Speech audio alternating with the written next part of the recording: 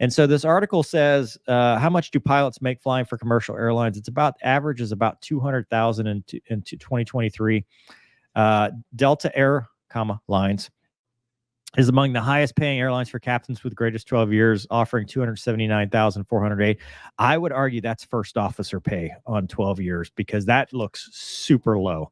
I think you're talking more in the 400s to almost 500,000 for a 12-year captain flying wide body. But Wombat, I don't know. That's what you're saying. Many different things, right? So you can't, like, if we're talking averages and things like that, I mean, the footprint of people that are above 12 years and that are flying wide body and that are flying captain, that's not a huge chunk of the airline, right? So, well, this says captains at Delta can earn a salary of 279, which is true, but that's 279 would be on the low end of a captain at 12 years.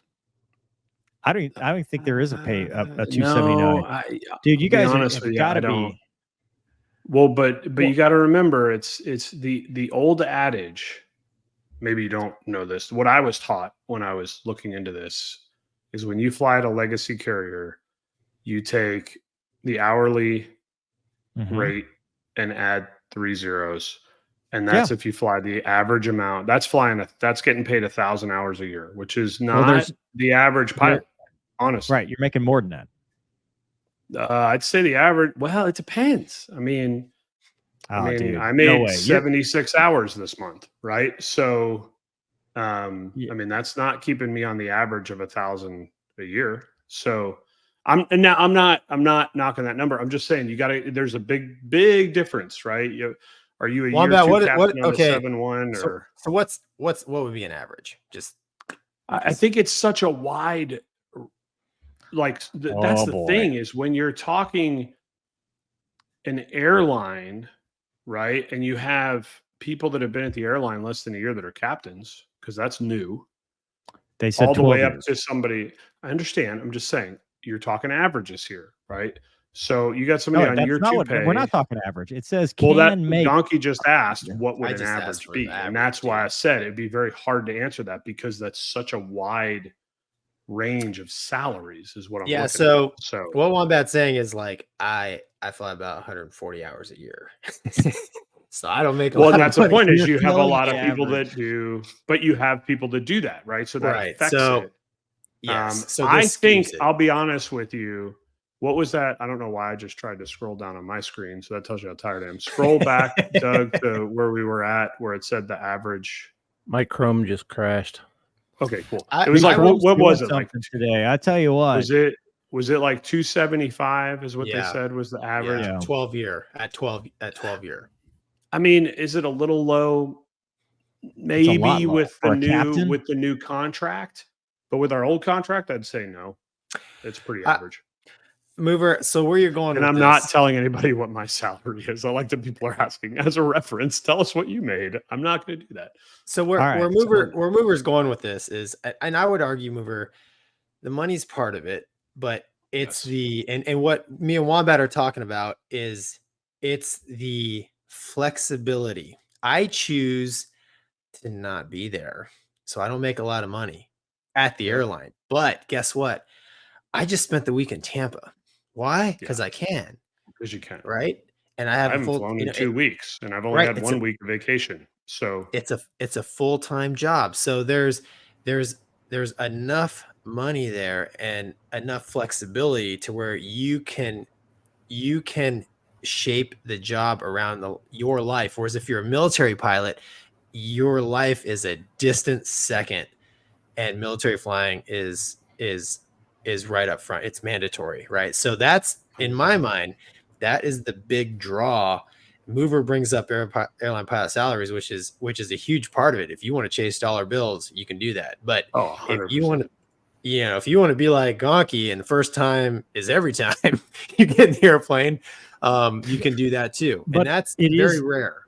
It is the dollar bills because it's the opportunity cost. Well, that's what we're saying. The same thing. For example, if you could make round numbers, let's say you're a reservist. Well, let's say you're not. Let's say you're full-time. You're a full-time employee. 04. You're a major because this is about the time things are happening. 04 with dependents, stuff like that, about let's say 13,000 a month. Okay.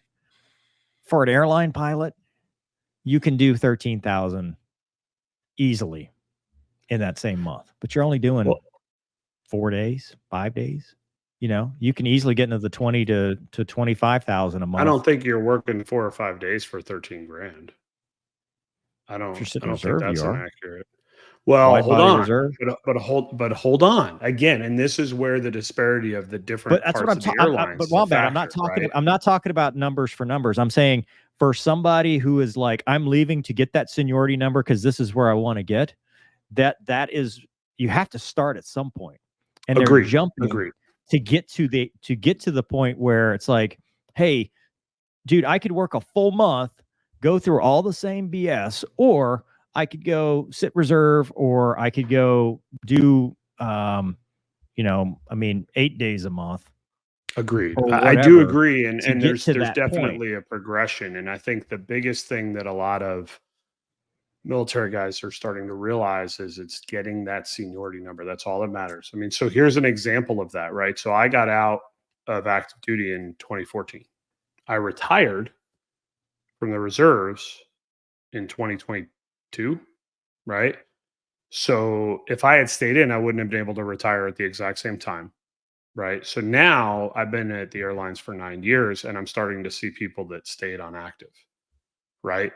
And they're starting to get off active and come in. Okay, well, I just saw a guy that was in my squadron. He had a 17,000 seniority number.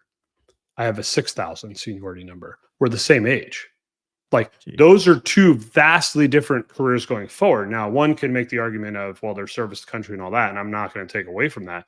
But the other argument I'm going to make is, I don't care what you're making in your active duty retirement, because I'm going to trump it with 10,000 seniority numbers ahead of you. I promise you. I promise you. So that goes to your point, Mover, is it's also that there's so many variables, but the problem is that the military looks at this and they go, here's a lump of money. And it's like, well, no, that's not what it is. Like, because what I'm seeing from the newer generation that are coming into the airlines actually is they're not the braided belt wearing old timer on old fighter pilots that complains about your commentary. They're not chasing every dollar. They're actually working less. And they're going, I know I can have the quality of life. I can live just fine off 60, 70, 80 hours a month. That's all I need. But that's exactly right. But then I have a ton of time off. And that's the problem, is where the military is not fixing this problem, is they are just crushing the individuals that stay, but they throw them a lump of money. And it's like, well, dude, you can only do that to so many people before people go, whoa, there's a lump of money over there too, but they leave me alone when I'm not working, right? They give me vacation that I can actually take, not make me feel guilty about taking leave and not checking my email.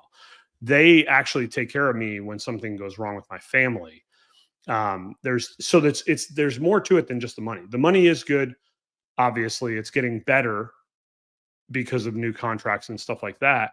But I think it is one piece of the pie, but it's not the whole pie. And I mean, but you're doing what I did, right? So when I was drilling down in Pensacola, and then I got offered the ability to be an instructor, which came with a pay raise at the airline, I would lose $400 a day to go drill.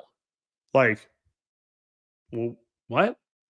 Like, so now I got to go away from my family and make less money and stay in a BOQ. And sometimes I work with some of the greatest individuals in the world, and other times it's the most painful thing in the world to teach them because they're entitled and they didn't want to be there in the first place. And it's like, well, I don't need this. I can just go. And that's why I found a different route to finish out my time. Right. So that's what I think. This is more of there's a bigger problem here that I think that the Air Force, the Navy, the Marines, well, maybe not the Marines the same way, but aren't really addressing. They're just throwing money at the problem, and that's not working for any of their problems, frankly, at this point. And they're not throwing enough money at the problem. I don't know if there is enough money. If you treat somebody bad enough for over a decade, I don't know if there is enough money, to be honest with you.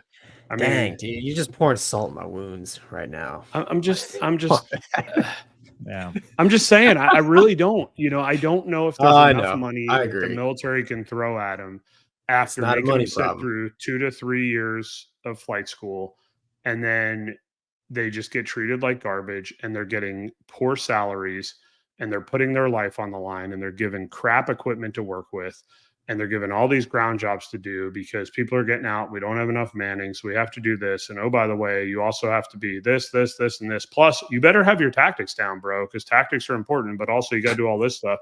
Oh, you just caught a one wire? Well, now we're going to crap down your throat because you had one bad pass. But good news is you're going to have more time to practice that pass because we're surge cruising because that carrier couldn't make it because we don't have enough manning over there because it's a new carrier and we couldn't get the contracts right. So we don't have everything we need to have an aircraft carrier go. So you're going to go again. Oh, by the way, here's a chunk of money. You want to stand for another decade of this crap? Dang, dude, you just summarized like an entire naval aviator's career in about 15 seconds. I mean, That's but all- that's the reality. All of it. valid. So- 100%. Yeah. Yeah. Or you could, you know, go fly big airplanes and design your life around you know, around it. That's what I've done. I mean, that's mover knows, you know, I feel bad. That's the thing though. Like, don't take my anger. Like, I feel bad because like I want more than anything to be able to sit here and be like, bro, go join the military, man. It's amazing. The things I did, the friends I made, the experiences I had. Oh my God. Well, that's it's true. shaped. It is. But then when I look at it from this side, I'm like, what are we doing to our people? Like, why can't we just take care of our people?